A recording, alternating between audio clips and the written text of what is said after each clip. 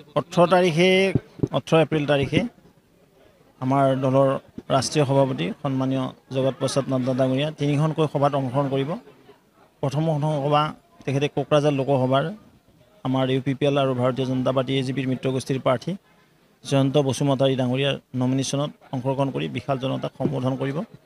দ্বিতীয়খন সভা আমাৰ দৰং ওদালগুৰি লোকসভা সমষ্টিৰ ৰৌতাত অনুষ্ঠিত হ'ব। তাৰ পৰৱৰ্তী তৃতীয়খন সভা দুধনৈ চহৰত অনুষ্ঠিত হ'ব। ইয়াক প্ৰস্তুতিৰ বুজ লোৱাৰ নিমিত্তে ইয়াত সমবেত হ'লোঁ। এক সুন্দৰ পৰিৱেশত দুধনৈত সভাখন আমাৰ গুৱাহাটী লোকসভাৰ প্ৰাৰ্থী বিজুলী কলিতা মেধি বাইদেউৰ সপক্ষে যি প্ৰচাৰ হ'ব, ইয়াত প্ৰায় 50,000তকৈ অধিক সন্মানীয় ব্যক্তি ইয়াত একত্ৰিত হ'ব। নিশ্চিতভাৱে এখন ছাকচেছফুল সভা অনুষ্ঠিত হ'ব। যথেষ্ট এইবাৰ বিৰোধীবিহীন নিৰ্বাচন হ'বলৈ গৈ আছে। ভাৰতবৰ্ষৰ লগতে অসমতো যিটো আমি পৰিৱেশ দেখিবলৈ পাইছোঁ, আজিৰ তাৰিখত 13খনকৈ অধিক আসন ভাৰতীয় জনতা পাৰ্টি আমাৰ মিত্ৰগোষ্ঠীয়ে পাবলৈ সক্ষম হ'ব। বিৰোধী ক'তো দেখাই নাই, বিৰোধী নায়েই। কংগ্ৰেছ পুৰণা দুটকীয়া নোটত পৰিণত হৈছে। দুটকীয়া পুৰণাত যিহেতু কাৰো হাতত নাই, কংগ্ৰেছৰো ভোট নাই।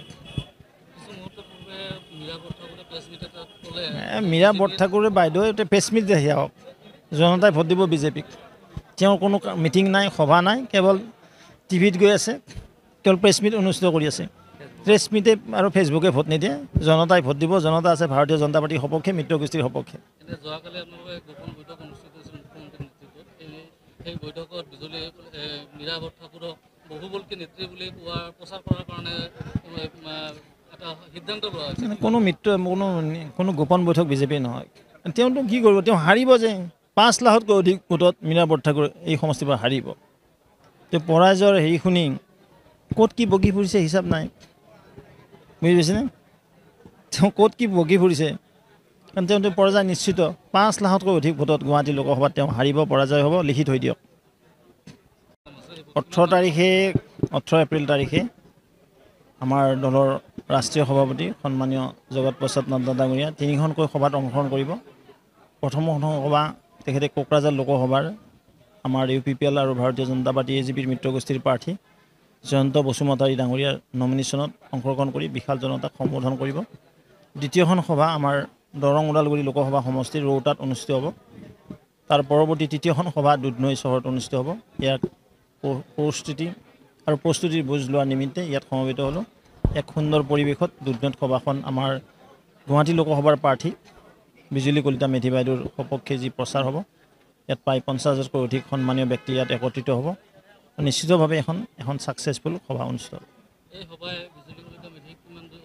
যথেষ্ট এইবাৰ বিৰোধীবিহীন নিৰ্বাচন হ'বলৈ গৈ আছে। ভাৰতবৰ্ষৰ লগতে অসমতো যিটো আমি পৰিৱেশ দেখিবলৈ পাইছোঁ, আজিৰ তাৰিখত 13খনকৈ অধিক আসন ভাৰতীয় জনতা পাৰ্টি আমাৰ মিত্ৰগোষ্ঠীয়ে পাবলৈ সক্ষম হ'ব।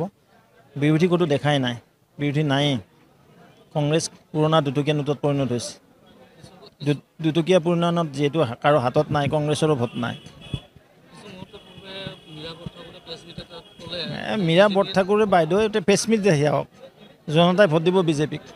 তেওঁৰ কোনো মিটিং নাই, সভা নাই, কেৱল টিভিত গৈ আছে, কেৱল প্ৰেছ মিট অনুষ্ঠিত কৰি আছে। প্ৰেছ মিটে আৰু ফেচবুকে ভোট নিদিয়ে, জনতাই ভোট দিব। জনতা আছে ভাৰতীয় জনতা পাৰ্টিৰ সপক্ষে, মিত্ৰগোষ্ঠীৰ সপক্ষে। এই বৈঠকত বিজুলী মীৰা বৰঠাকুৰক বহুবল্কী নেত্ৰী বুলি কোৱাৰ প্ৰচাৰ কৰাৰ কাৰণে এটা সিদ্ধান্ত লোৱা হৈছে। কোনো গোপন বৈঠক বিজেপিৰ নহয়। তেওঁতো কি কৰিব, তেওঁ হাৰিব যে 5 লাখতকৈ অধিক ভোটত মীৰা বৰঠাকুৰ এই সমষ্টিৰ পৰা হাৰিব।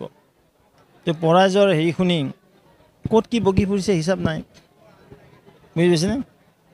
তেওঁ ক'ত কি বগী ফুৰিছে, কাৰণ তেওঁ পৰাজয় নিশ্চিত। 5 লাখতকৈ অধিক ভোটত গুৱাহাটী লোকসভাত তেওঁ হাৰিব, পৰাজয় হ'ব। লিখি থৈ দিয়ক।